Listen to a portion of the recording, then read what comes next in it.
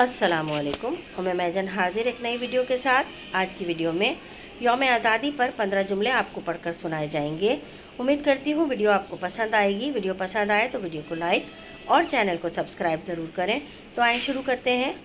पाकिस्तान का यौम आज़ादी हर साल 14 अगस्त को मनाया जाता है।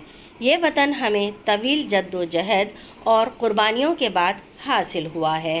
ये दिन हमें हमारे कौमी रहनुमाओं की जद्दोजहद और बहादुरी की याद दिलाता है।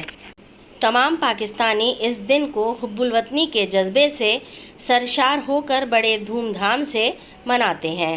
यौम आज़ादी वाले दिन पूरे मुल्क में आम तातील होती है, लेकिन हम परचम कुशाई की तकरीब में शिरकत के लिए स्कूल जाते हैं। हम कौमी तराना गाते हैं और कौमी परचम को सलामी देते हैं। गलियों, घरों और इमारतों को पाकिस्तानी झंडों से सजाया जाता है।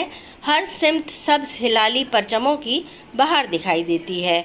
यौम इस्तक़लाल के रोज़ वज़ीर आज़म रेडियो और टेलीविज़न पर बराह रास्त कौम से खिताब करते और मुबारकबाद पेश करते हैं। स्कूल, कॉलेजेस और हाउसिंग सोसाइटीज़ यौम आज़ादी के हवाले से रंगारंग सक़ाफ़ती तकारीर और मज़ाकरों का एहतमाम भी करती हैं।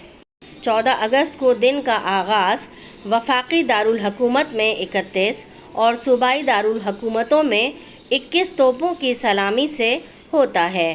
परचम कुशाई, कौमी तराने और कायदीन की तकारीर के साथ मरकज़ी तकरीब इस्लामाबाद में होती है।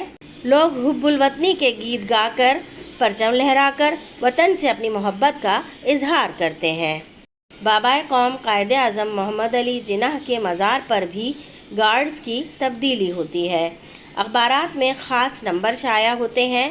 रेडियो और टेलीविज़न पर यौम पाकिस्तान के हवाले से प्रोग्राम नशर किए जाते हैं। आए हम अहद करें कि हम अपने तन मन धन की बाजी लगा कर भी वतन अज़ीज़ पाकिस्तान को तरक्की की राह पर गामज़न रखेंगे।